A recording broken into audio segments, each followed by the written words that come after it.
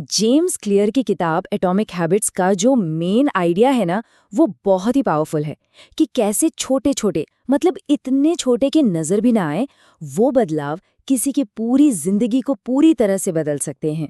तो चलिए इसी कमाल के आइडिया को जरा और करीब से देखते हैं।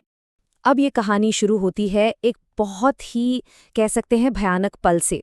जो लेखक हैं जेम्स क्लियर, वो बताते हैं कि हाई स्कूल के दूसरे साल के आखिरी दिन मेरे चेहरे पर एक बेसबॉल का बल्ला आकर लगा था।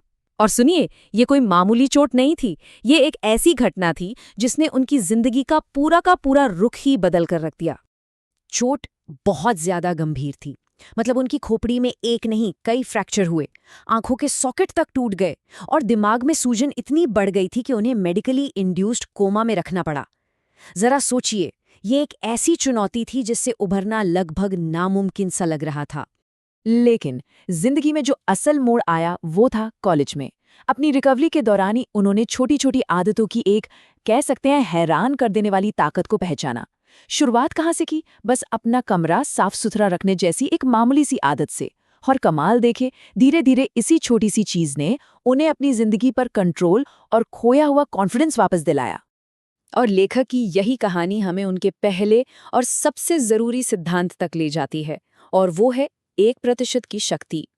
अब इसे समझने के लिए ब्रिटिश साइकिलिंग टीम की कहानी से बेहतर कोई और उदाहरण हो ही नहीं सकता। तो उन्होंने किया क्या? उन्होंने एक स्ट्रैटेजी अपनाई जिसे कहते हैं छोटे छोटे फायदों को एक साथ जोड़ना। इसका मतलब था कि साइकिलिंग से जुड़ी हर छोटी से छोटी चीज में सिर्फ 1% का सुधार करना। जैसे बाइक की सीटों को थोड़ा और आरामदायक बना दिया, बेहतर ग्रिप के लिए टायरों पर अल्कोहल रगड़ा, यहाँ तक कि एक सर्जन को हायर किया ये सिखाने के लिए कि हाथ सही तरीके से कैसे धोएं ताकि कोई बीमार ना पड़े। हर राइडर के लिए सबसे अच्छा तकिया कौन सा होगा ये तक पता लगाया। अब ये बदलाव अकेले अकेले देखे तो बहुत मामूली लगते हैं ना, पर जब ये सब एक साथ आए तो जो नतीजा निकला वो सबके होश उड़ाने वाला था। तो एक सवाल है, अगर कोई हर दिन सिर्फ 1% बेहतर हो जाए तो 1 साल में इसका क्या असर होगा? इसका जो गणित है ना, वो हैरान कर देता है। साल के आखिर तक लगभग 38 गुना बेहतर बना जा सकता है। जी हाँ, 38 गुना। यही है छोटी छोटी आदतों की कंपाउंडिंग पावर। अच्छा, अब इस स्लाइड पर जो ग्राफ है वो इस बात को और भी दिलचस्प तरीके से दिखाता है।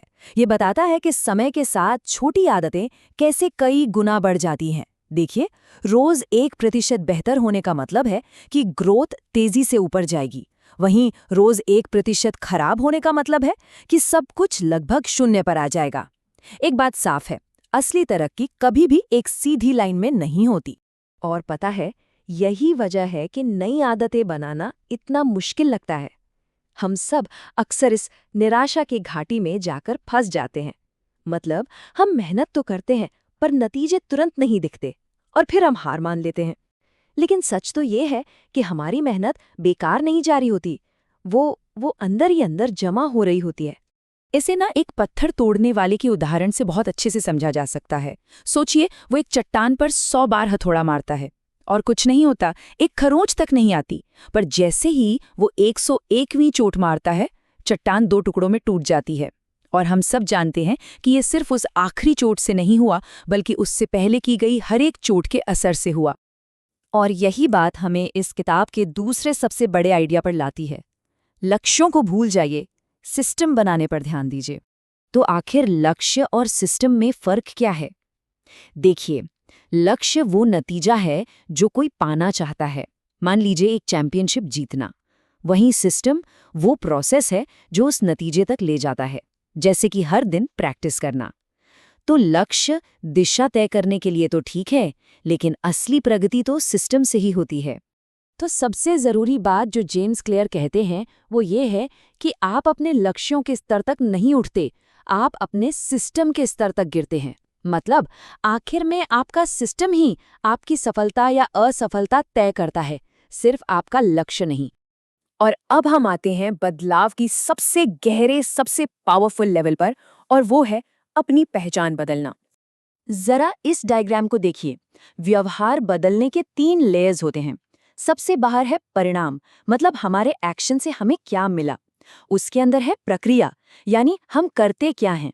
और सबसे अंदर एकदम कोर में है पहचान, यानी हम खुद को क्या मानते हैं।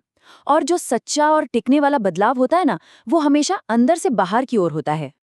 और ये स्लाइड बहुत अच्छे से दिखाती है कि इसका असल में मतलब क्या है। मान लीजिए दो लोग हैं जो सिगरेट छोड़ने की कोशिश कर रहे हैं। पहला कहता है मैं छोड़ने की कोशिश कर रहा हूँ, मतलब वो अभी भी खुद को एक स्मोकर ही मानता है जो बस कोशिश कर रहा है। लेकिन दूसरा कहता है मैं स्मोकर नहीं हूँ। देख रहे हैं, ये उसकी पहचान में बदलाव है।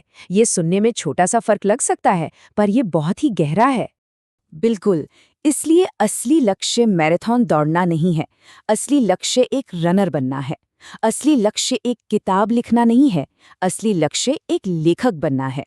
जब कोई आदत किसी की पहचान का हिस्सा बन जाती है, तो उसे निभाना एकदम नेचुरल और आसान हो जाता है।